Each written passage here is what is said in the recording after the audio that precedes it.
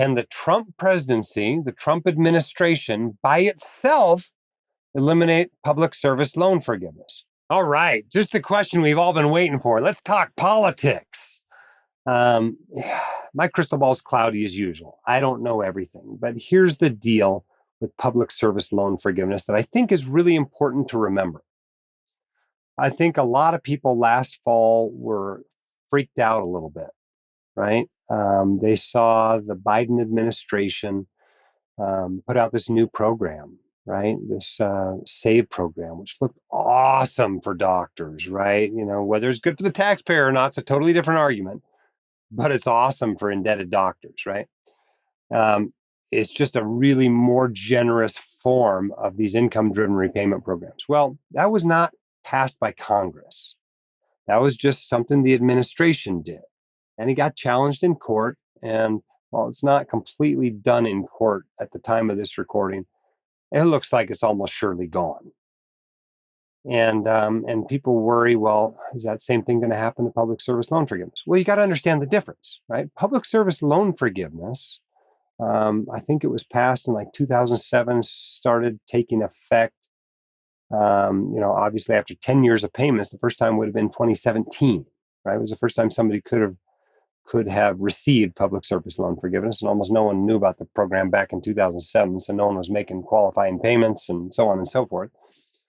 But that was not an executive directive or fiat or whatever they call them. It just comes out of the executive branch.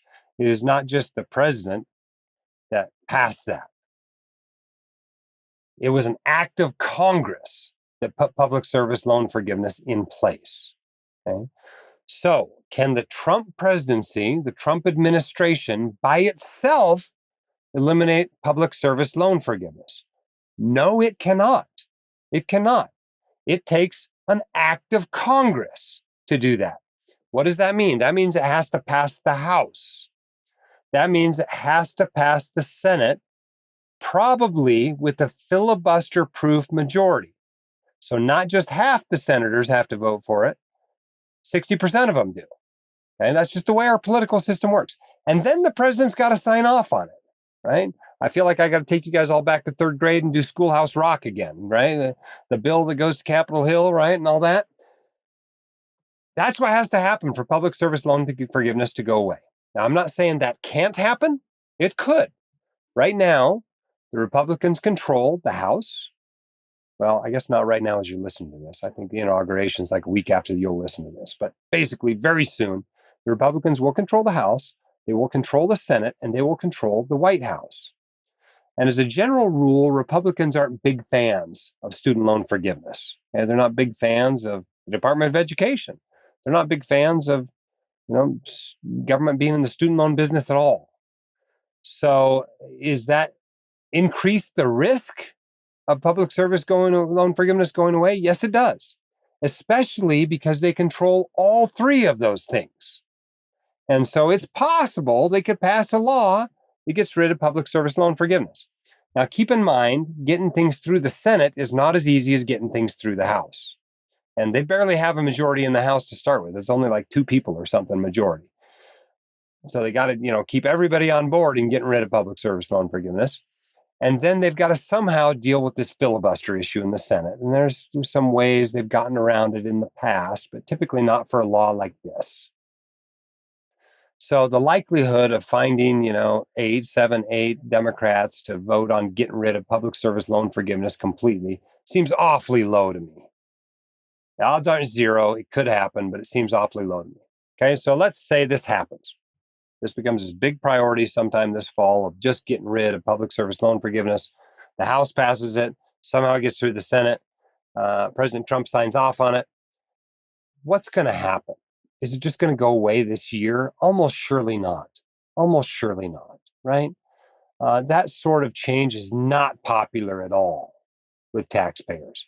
So what would typically happen is those in the program are going to be grandfathered in. Those who already have loans, where on the promissory note it talks about public service loan forgiveness, are going to be grandfathered in. Those in residency, those in med school, even those that just have undergraduate debt are likely already grandfathered in. And public service loan forgiveness is still going to be there for them. So even if this gets past this year, this program's probably still around for 4 years of undergrad, a couple of gap years, 4 years of med school, 5 years of residency, 2 years of fellowship, and somebody might need another, 4, 5, 6 years of payments after that. This thing's around for another 15 or 20 years.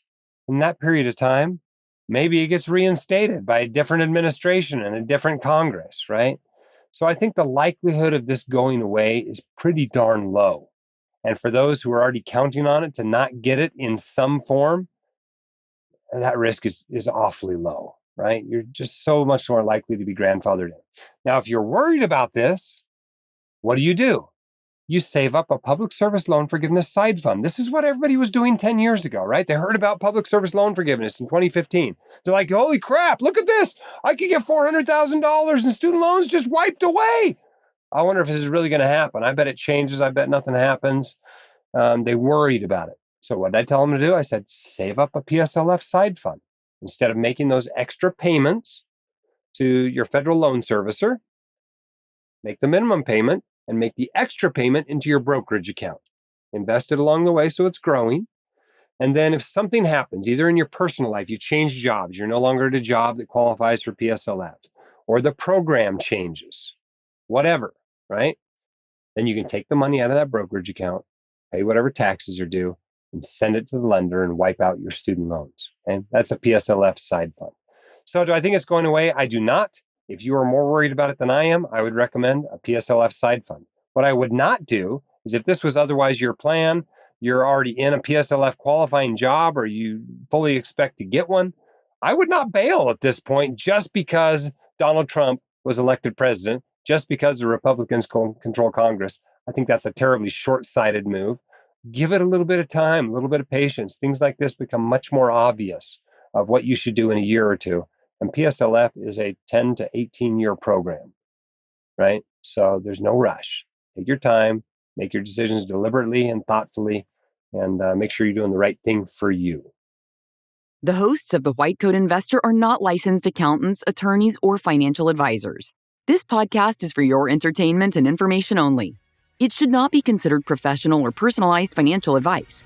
You should consult the appropriate professional for specific advice relating to your situation.